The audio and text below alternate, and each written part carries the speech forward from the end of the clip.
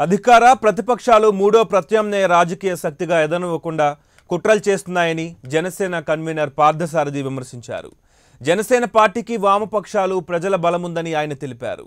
వచ్చే ఎన్నికల్లో జనసేన వామపక్షాలు కూటమిగా పోటీ చేస్తామంటున్న జనసేన కన్వీనర్ పార్థసారథితో మా correspondent Pulendra face to face. ఈరోజు పొత్తులు ఫైనల్ కాబోతున్నాయి.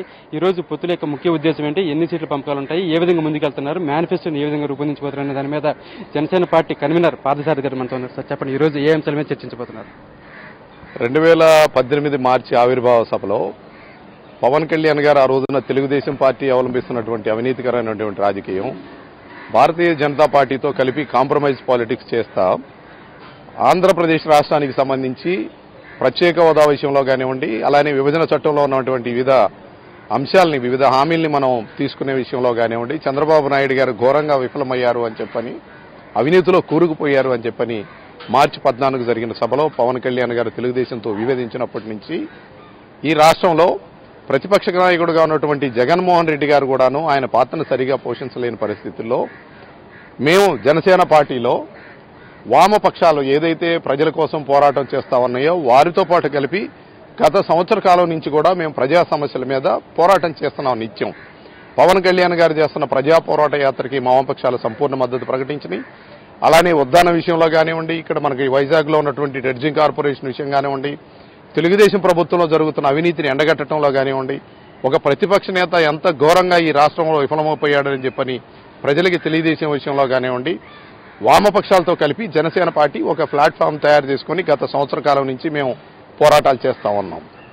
ఆ బ్యాక్డ్రాప్లో మా ప్రయాణం వామపక్షాలతో కలిసి నడుస్తూ ఉన్నప్పుడు మనం 2019లో జరిగే ఎలక్షన్స్లో మేము ఇండిపెండెంట్గా 175 స్థానాల్లో అసెంబ్లీకి, 25 పార్లమెంటు స్థానాలకి మేము పోటీ చేస్తున్నామని చెప్పని పవన్ కళ్యాణ్ గారు స్పష్టంగా చెప్పారు. తర్వాత మేము క్లారిఫై చేశాం, మేము వామపక్షాలతోటే కలిపి 2019 ఎలక్షన్స్లో మేము పోరాటం చేస్తామనంటే ఈ రాష్ట్రంలో ఏం జరుగుతుందంటే, ఏదైతే ఈ తెలుగుదేశం ప్రభుత్వాన్ని నడిపిస్తున్నటువంటి ఒక కుటుంబం, జగన్మోహన్ రెడ్డి గారి కుటుంబం, ఈ రెండు కుటుంబాలు వాళ్ళ పార్టీల్ని చేతుల్లో పెట్టుకొని ఈ రాష్ట్రంలో మూడో ప్రత్యామ్నాయం ఎదగకుండా మీరు చూస్తే కనుక ఒక మైండ్ గేమ్ ఆడుతూ ఉన్నారు. వీళ్ళు ప్రత్యామ్నాయ మార్పు కోసం వచ్చిన ప్రతిసారి జగన్మోహన్ రెడ్డి గారు ఏం చెప్తారు, జనసేన పార్టీ తెలుగుదేశంతో ఉందంటారు, తెలుగుదేశం వాళ్ళు జనసేన పార్టీ జగన్మోహన్ రెడ్డికి సపోర్ట్ చేస్తా ఉందంటారు. అంటే వీళ్ళు ఒక కుట్రపూరితమైన మైండ్ గేమ్ ఆడుతూ వేరే ప్రత్యామ్నాయ రాజకీయ వ్యవస్థని ఈ రాష్ట్రంలో డెవలప్ కాకుండా చూసేటటువంటి రాజకీయం చేస్తా ఉన్నారు.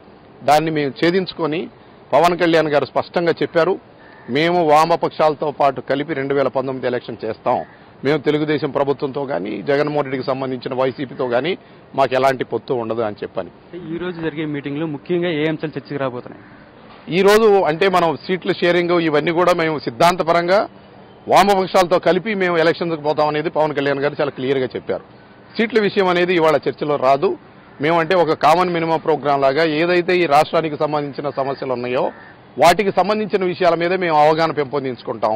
వామపక్షాలు మేము కలిపి ఎలాంటి కామన్ మినిమం ప్రోగ్రాం లాగా మేము వాటిని ఎలాగా మనం ఒక విధానం, స్పష్టమైనటువంటి విధానంలో మనం కలిసి పనిచేయాలి అనేది మీకు అందరికీ తెలుసు. అంటే మనకి సీట్ల షేరింగ్ అనేది ఎలక్షన్ నోటిఫికేషన్ వచ్చిన తర్వాత అప్పుడు జరుగుతుంది. ఎన్ని సీట్లు వామపక్షాలకు ఇవ్వాలి, వారు ఎక్కడ బలంగా ఉన్నారు, మా బలం ఏంటి, వాళ్ళ బలం ఏంటి, ఇవన్నీ కూడా తర్వాత వస్తుంది. కానీ ముందు సిద్ధాంతపరంగా ఒక భావజాలానికి కనెక్ట్ అయ్యి పవన్ కళ్యాణ్ గారి పోరాట పటిమ ఏదైతే ఉందో, పవన్ కళ్యాణ్ గారి నిబద్ధత ఏదైతే ఉందో వాటన్నిటిని కూడా మా స్ట్రెంత్ జనసేన పార్టీకి సంబంధించింది. అలానే కమ్యూనిస్ట్ పార్టీలకు సంబంధించి వారు ఎప్పటి నుంచో రాజకీయంలో ప్రజల తరఫున పోరాటం చేస్తున్నారు కాబట్టి పోలింగ్ స్టేషన్ లెవెల్లో, ఒక బూత్ లెవెల్లో వాళ్లకు ఉన్నటువంటి కార్యకర్తలు, జనసేన వామపక్షాలు వారికి ఉన్నటువంటి బలాల్ని, మాకు విపరీతమైనటువంటి ప్రజాదరణ ఉంది పవన్ కళ్యాణ్ గారికి, వామపక్షాలకి లోవర్ క్యాడర్లో లీడర్స్, బూత్ లెవెల్లో లీడర్స్ ఉన్నారు. మేము ఈ రెండింటిని కూడాను సప్లిమెంట్ చేసుకుంటాం. వారి స్ట్రెంత్ని మేము, మా స్ట్రెంత్ని మేము చేసుకుంటాం.